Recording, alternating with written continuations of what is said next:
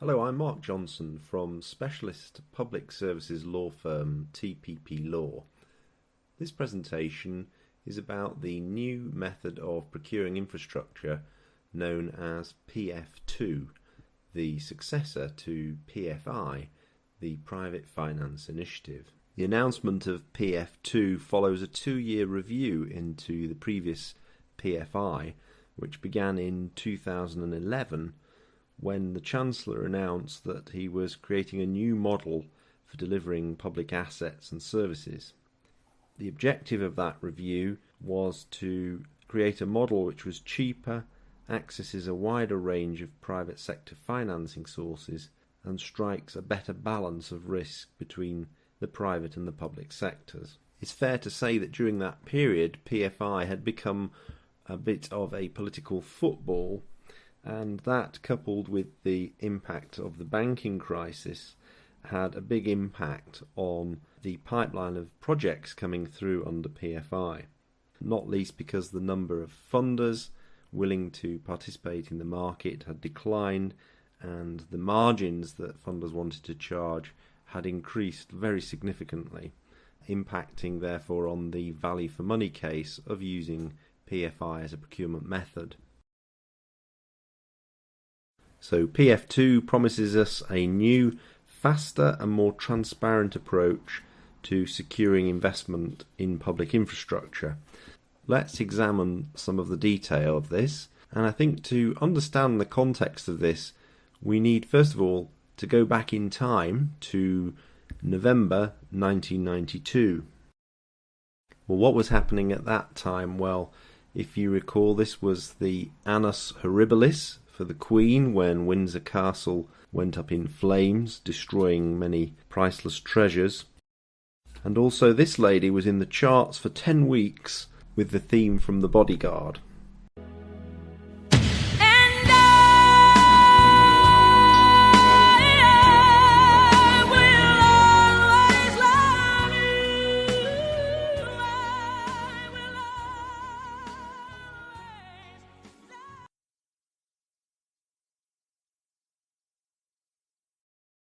Most important for our purposes was that the then Chancellor, Norman Lamont, announced a new plan that all capital projects would henceforth have to test the use of private finance to bring forward investment. Now this led to a rather ludicrous situation. Those of us who can recall what that meant in practice at the time will remember that, for example, the Further Education Funding Council published a brochure setting out a pipeline of capital projects that might be suitable for private financing, and I can remember vividly seeing one in there which was for the Barnsley College toilet block extension, valued at just £250,000. Plainly that was completely unsuited to a project financing method. At that time, the landscape for PFI deals was rather a wild west. There were no clear ground rules or standardised documents, although those began to emerge as the Treasury developed the standardisation of PFI contracts guidance, which is now into its 5th iteration. You will also recall that at that time PFI was the only game in town, in the sense that if you wanted access to capital from the Treasury, that had to be in the form of revenue support grant, or what was known as PFI credits, in order to access the funds. So effectively, if you wanted to embark on a procurement, your only choice was to go down the PFI route.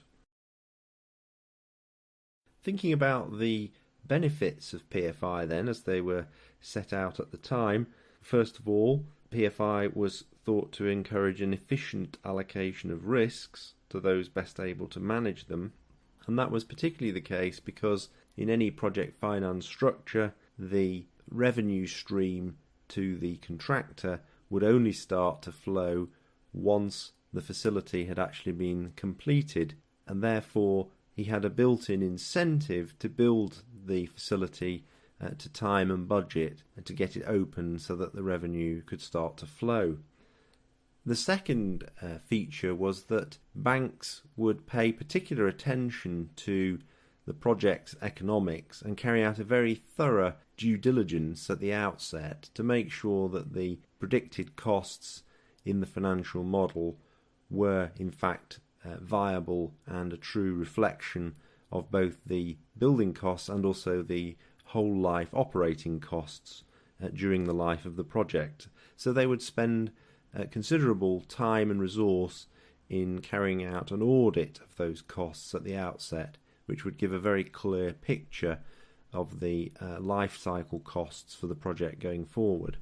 Another supposed benefit, which is perhaps slightly more debatable, was that PFI would use output specifications rather than detailed input specifications, and this was thought to encourage more innovation and good ideas from private sector contractors. In practice, however, there were some slightly odd situations. I can remember with some of the early hospital PFIs, for example, there was a particular problem with corridors not being wide enough to accommodate hospital beds because those had not been specified with sufficient precision at the outset. So perhaps a slightly more debatable point there in terms of the benefits. And of course another clear advantage is that the payment stream to the service provider is linked to the satisfaction of performance standards. That could be the availability of the premises or the delivery of certain support services in accordance with the standards set out in the contract. If the services or the facilities were not available or performed to the required standard, then the contractor suffers payment deductions accordingly.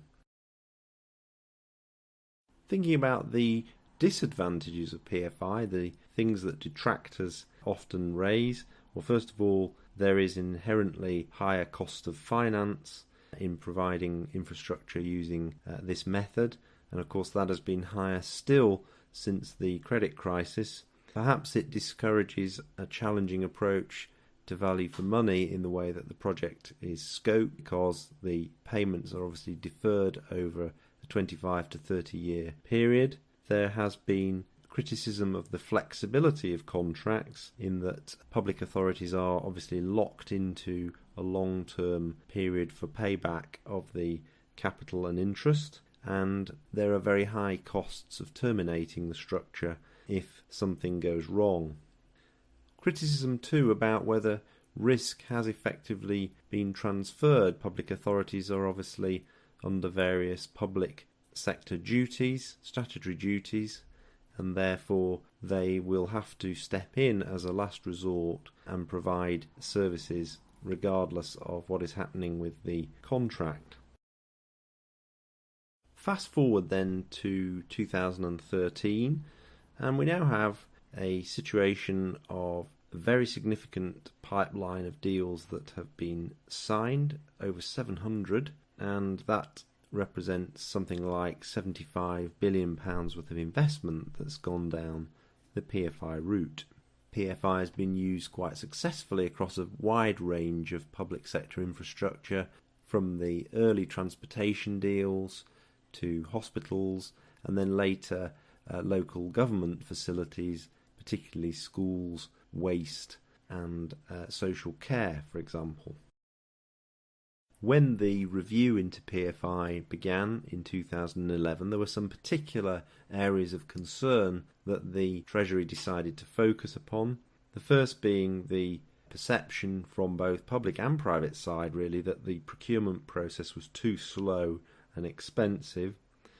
Secondly, that contracts were very inflexible. There were the sort of notorious cases of where small works were to be carried out, such as changing a light bulb or putting up a shelf, and the cost of doing that through a PFI contract was prohibitively high because of the different layers of management costs that would be added in to cater for a variation like that.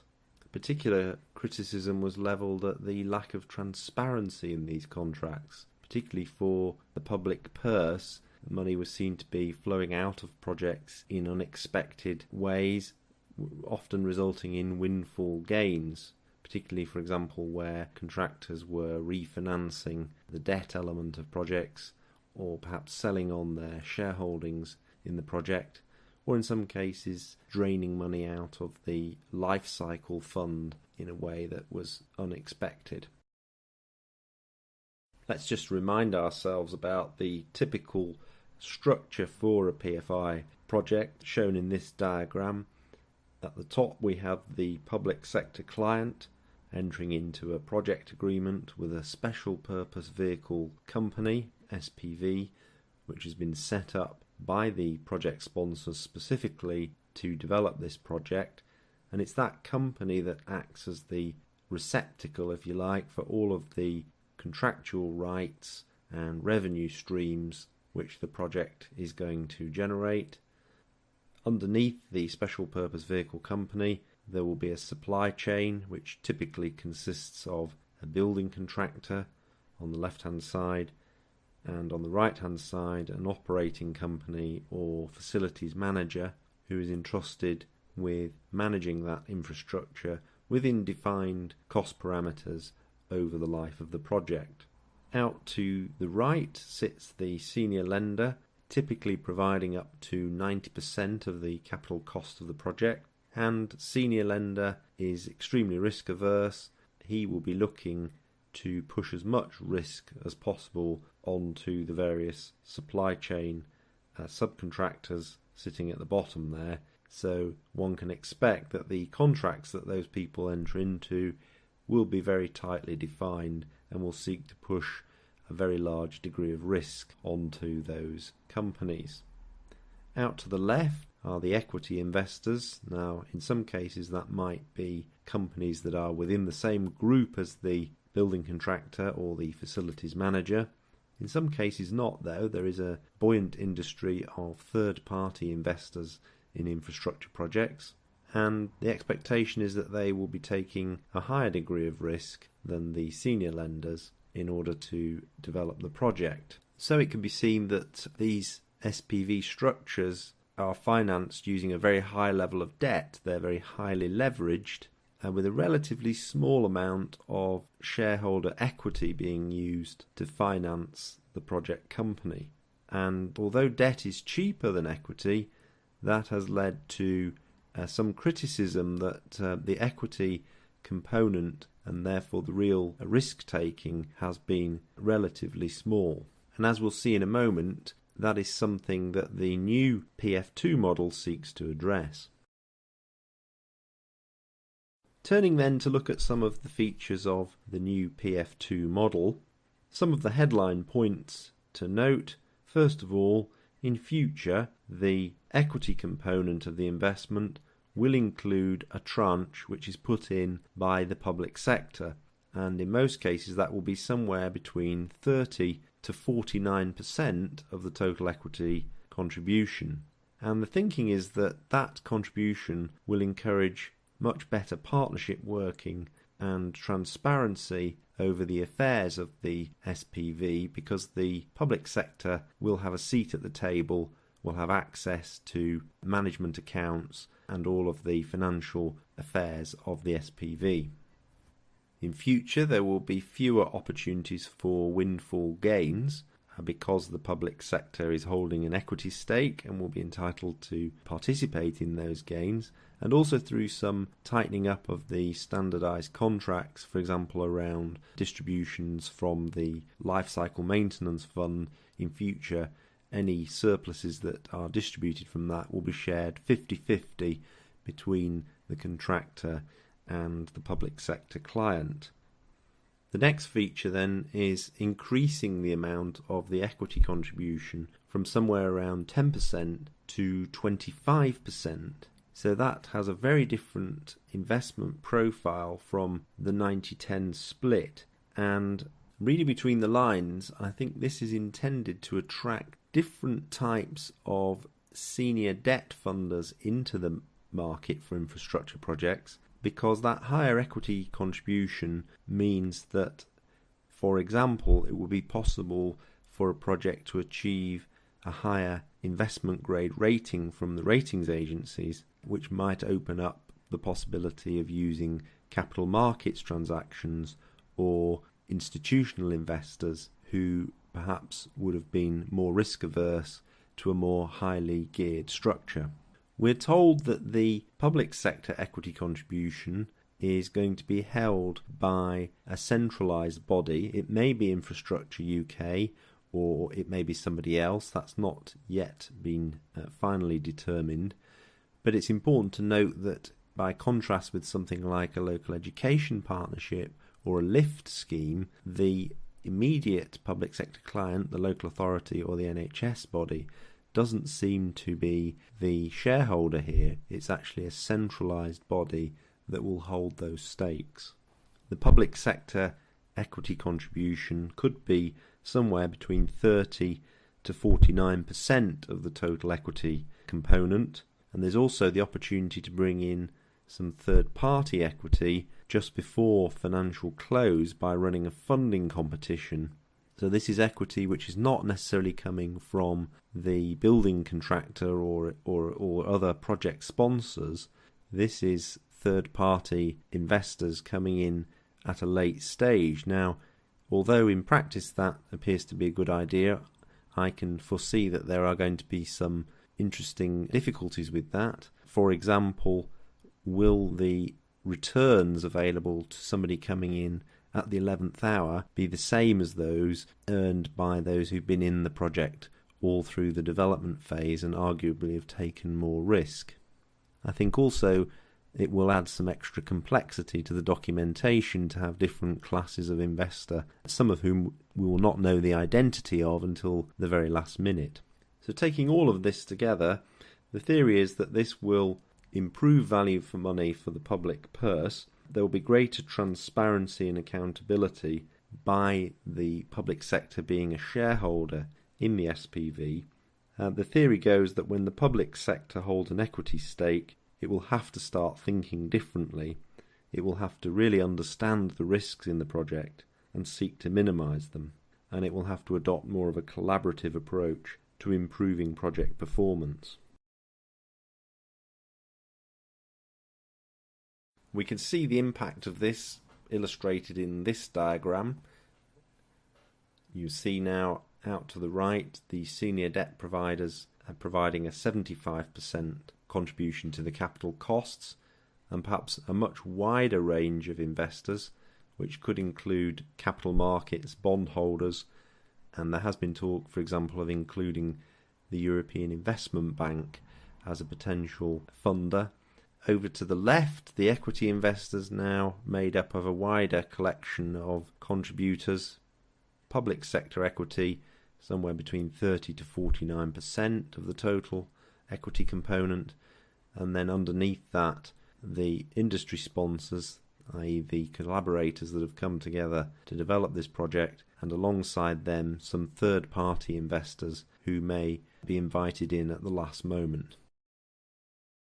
Turning then to look at some other features of PF2, we find in some of the detail of the documentation that in future procurements are going to be run on a centralised basis and probably only used for projects with a capital value in excess of £50 million. I suppose that doesn't necessarily bar projects where you batch up smaller projects into one programme, which in total could total £50 million. In future, we're going to be looking at an accelerated procurement process. The new rules will say that if the project is not signed within 18 months of commencing procurement, then the funding can be withdrawn by the Treasury unless special permission has been obtained from the Chief Secretary to the Treasury to proceed beyond that date. I think in practice that's going to raise some interesting issues. If the deadline is approaching, that will put the authority under some pressure in the negotiations and may force them to make concessions in order to bring the project in by the deadline. In future, we're going to have a much more transparent pipeline of projects. All of the projects that are going to be developed through PF2 will be advertised on a central government website. And we will also see some more standardised documents. At the moment, the standardisation process is really focused on the project agreement and the lender's direct agreement. In future, we're going to see some other standardised documents for use in the project, including a shareholders agreement, the use of which will be mandatory. And it's also interesting to note that the guidance around standardisation, although the previous version ran into 325 pages, we now have 400 pages to wade through.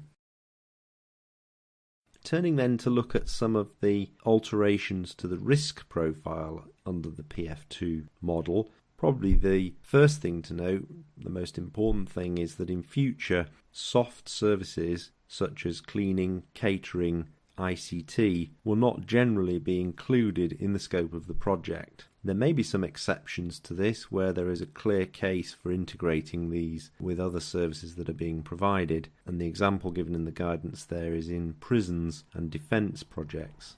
One implication of taking out the soft services might be that the market appetite of some of the facilities management companies might decline, given that they don't necessarily stand to gain lucrative contracts for the soft services element, although of course they will still be responsible for hard facilities management, building maintenance and life cycle issues throughout the project's life.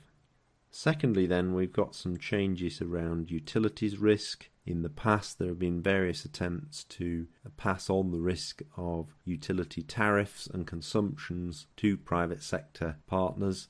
In future, generally the rule will be that utilities risk is now a public sector risk, and that is thought to offer a better value for money. However, there will still be some opportunities in the design specification to require a facility or a building to comply with certain environmental standards. There are also changes around site conditions risk. In some projects this has been a particularly difficult area of negotiations. I can think of some projects where asbestos risk has been a particular concern. In future, the general rule will be that these risks rest with the public sector and will not be transferred. And another area of change is the allocation of risk associated with insurance costs, particularly premium increases during the life of the project. Again, it's thought that attempting to pass this risk over to the private sector has not offered value for money, and therefore in future there is much greater flexibility for the public sector to absorb this risk, or even in some cases to self-insure where that offers the best value for money. Turning then to look at the pipeline of projects that will proceed under PF2, and I'm afraid the position is rather uncertain at the moment. We know that certain elements of PF2 have been touted for inclusion in some hospital procurements that are already underway in Liverpool and Sandwell.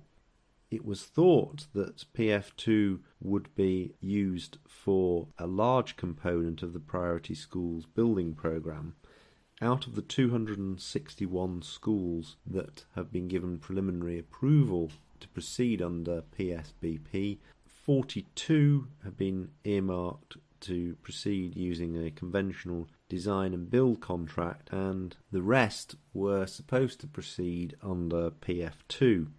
However, recent government announcements have cast some doubt on the readiness of PF2 to proceed for that privately financed element of the school building programme. Some press reports are saying that the government is in discussions with capital bond markets and the European Investment Bank to see whether they would come in as potential investors.